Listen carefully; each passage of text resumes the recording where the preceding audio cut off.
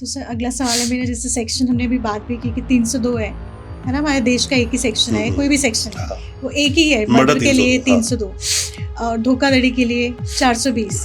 तो क्या इसी के तहत सजा मिलती है? जैसे आपने 302 का तो मुझे बता दिया, बट अगर मैं 420 की बात ऐसा होता है कि सभी के लिए एक ही सेक्शन बन जाना भी बिल्कुल परफेक्ट नहीं है, क्योंकि जैसे कि इंसान मर गया तो मर गया जरूरी है किसी ने मर्डर किया होगा? सुसाइड भी हो सकती है, हो सकता है किसी इंसान ने उसको सिर्फ थप्पड़ मारा था, पता ही नहीं उसको ब्रेन ट्यूमर है, उससे मर गया वो। एक लड़की सुसाइड कर ली 7 साल के अंदर अंदर उसने लड़के के घर पे जाकर, वो अलग के केस है। तो मरना जो है ना, मरना देखो, मारना, जान से मार देना 302 है। 7 साल के अंदर अंदर किसी भी लड़की ने सुसाइड कर ली ससुराल में जाकर, तो यही माना जाएगा कि उसको बहुत परेशान किया गया, बहुत टॉर्चर किया गया। आप एविडेंस एक्ट का सेक्शन 113 था पहले, अभी वो BSA के अंदर 117 में आप देख सकते हो, प्रिजम्पशन की बात करता है। वैसे सेक्शन 80 है ये BNS का सेक्शन, दहेज हत्या, जो पहले 304B का सेक्शन हुआ करता था। तो 7 साल के अंदर अंदर किसी लड़की ने सुसाइड अगर कर ली, अननेचुरल डेथ, तो इसमें लड़के के साथ साथ उसकी फैमिली को भी नाप देते हैं, सबको जेल पहुंचा देते हैं। ऐसा ही होता है। ये मरा तो यहां पर भी है ना, मतलब मारा किसी ने नहीं है। अगर मैं मार दूं उसको गला दबाकर, वो मर्डर है। सुसाइड की, मरा तो वो भी है। तो ऐसे में सेक्शन 80 या 304B के तहत मुकदमा दर्ज होगा। पर ये बोल रहे कि मैंने उसको मारा है, तो ये सेक्शन 302 है। अब एक और आता है, आप रैश ड्राइविंग कर रहे हो, बंदे को उड़ा दिया, मर गया वो, मारा ही है ना आपने, बिल्कुल। पर ये गाड़ी वाला है, तो यहाँ पर अगर आप केयरलेसली नहीं चला रहे हो तो मामले अलग 304 में चले जाएंगे। या फिर एक फैक्ट्री है, फैक्ट्री के अंदर एक्सप्लोजिव पड़ा हुआ है और मना किया हुआ है कि वहाँ स्मोक कोई ना करे, काम चल रहा है, कोई भी मतलब आपके लिए प्रिकॉशंस नहीं लिए गए हैं, कोई ऐसी चीज़ें नहीं है, और वह ब्लास्ट हो जाता है, लोग मर जाते हैं। केस आया था हमारे पास, जब ब्लास्ट हुआ फैक्ट्री में 6-7 लोग बाहर जाके पड़े, ऐसी मतलब गाड़ी में जाके लोग गिरे, इतना बड़ा वो ब्लास्ट हुआ था, लोग उससे मरे। पर तक सामने वाले की इंटेंशन या नॉलेज थी इनको मारने की, मरे तो वो भी है। तो हर एक केस का समझने का तरीका, सेक्शंस हैं, पर किस तरह से समझकर, मैंने 4 बात बताई ना आपको, नॉलेज, इंटेंशन, मोटिव और प्रिपरेशन, इन 4 बातों को समझना पड़ेगा आपको। अब रेप की बात करते हैं, जैसे आपने बोला सेक्शन 1 पर काफी अलग तरह की चीजें होती हैं। अब रेप में भी अलग अलग है। एक आदमी ने किसी को जानता नहीं है, उसको किसी लड़की को मिला कहीं पर, उसने आज रेप कर दिया उसका, और रेप आ गया, ठीक। 376 पहले बोलते थे ना सजा थी उसमें, अब वो 64 हो गया, ठीक। अब यहीं पर एक नया सेक्शन जुड़ गया। एक लड़की बोलती है कि इसने मुझसे शादी का प्रॉमिस किया था। अब यहाँ 2 बातें हैं, इसने मुझे शादी का प्रॉमिस किया, अब शादी नहीं कर रहा, ये अलग बात है, ये अलग बात है। इस पे भी केस बनता है, बनेगा। अच्छा, झूठ तो बोल ही दिया ना उसने, कॉन्फिडेंस में ले लिया। अब उस कॉन्फिडेंस से गेन क्या किया उसने, ये देखना पड़ेगा। तो अब वो बोलती है कि इसको बोलते हैं फॉल्स प्रॉमिस ऑफ मैरिज। फिर इंटरकोर्स हुआ, सेक्स उसने साथ में किया, ये अलग कंसेप्ट है, 69 में ही आता है। अब कंसेंट की बात आती है। कंसेंट को आते ही रेप थोड़ा बैकफुट पे खड़ा हो गया था। Consent is not a rape. Rape में ही अगर वहीं पर 2 या 2 से ज्यादा लोगों ने किया तो गैंग रेप। तो रेप के अंदर भी अलग अलग चीजें बताई गई हैं। बच्चा 18 साल से कम है, लड़का या लड़की, तो पॉक्सो बना दिया। वहां पर हम ये सब लेके नहीं आएंगे, उसके अकॉर्डिंग नहीं चलेगा। पॉक्सो में कंसेंट जैसा कुछ होता ही नहीं है, क्योंकि तो माइनर है, तो उसका कंसेंट किस काम का? बिल्कुल।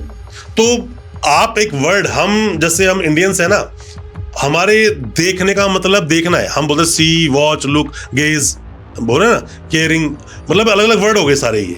पर हिंदी में हम बोलते देखना, हमारा वर्ड एक है, इंग्लिश में वर्ड बहुत सारे बन जाते हैं। उसी तरह से यहां पर हमने बोला उसका रेप हुआ, तो रेप के अंदर किस तरह से वो चीजें हुई, क्या स्टोरी थी, उस पर अलग सेक्शन बन सकता है।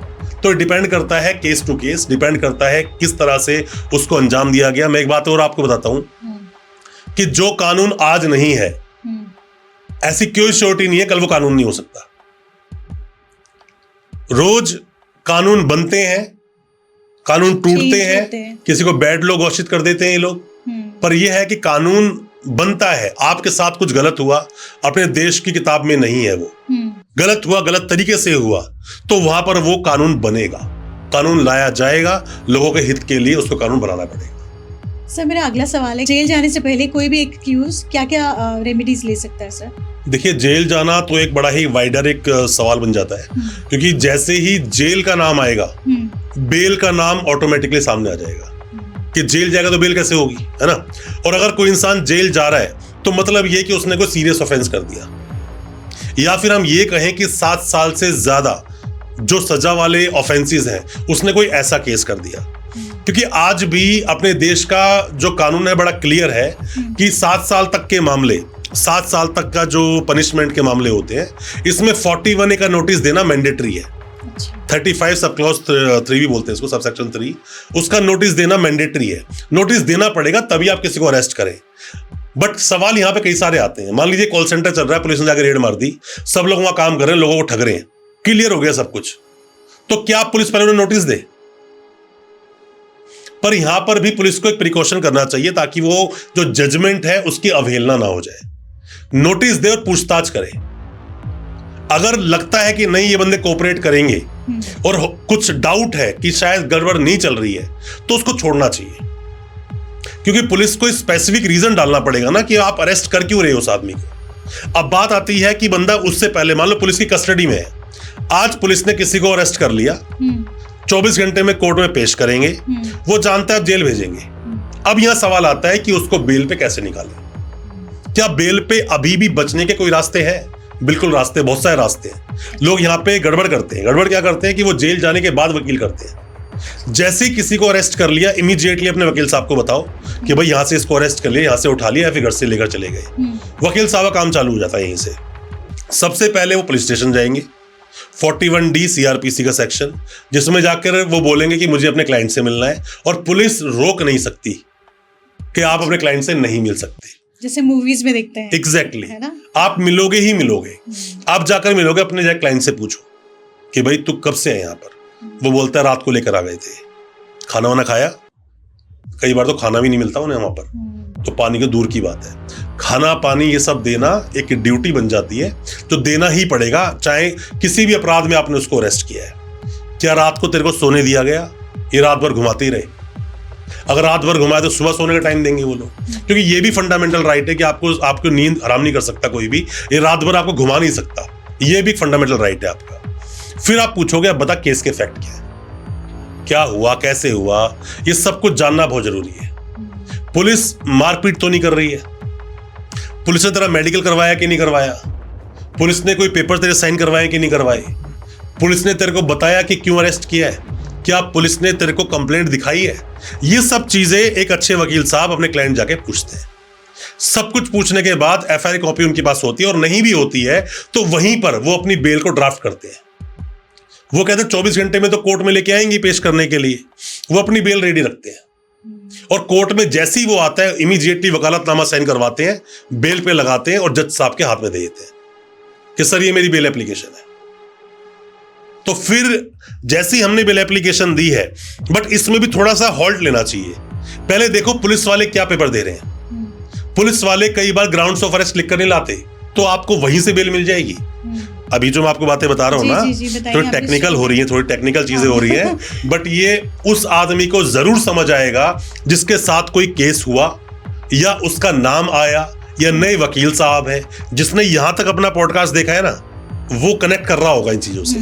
तो पहले वेट करो, पुलिस वाले को सारे पेपर देने दो।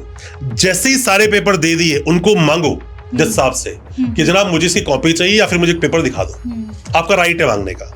बहुत सारे स्टेट में वकील लोग ये चीज नहीं करते, पर करना चाहिए। सारे पेपर्स देखो। अब जहां लूप पॉइंट निकल रहे हैं, क्योंकि वकील हो आप, कमियां निकाल दोगे, उनमें जो कमियां निकली है उन पर अपनी बेल पे आर्ग्यू कर दो। आर्ग्यू जब आप उसमें बेल पे अपनी करते हो, जबकि ड्राफ्ट जो बना होता है उस ड्राफ्ट में वकालतनामा लगाओगे किसका? अपने क्लाइंट का।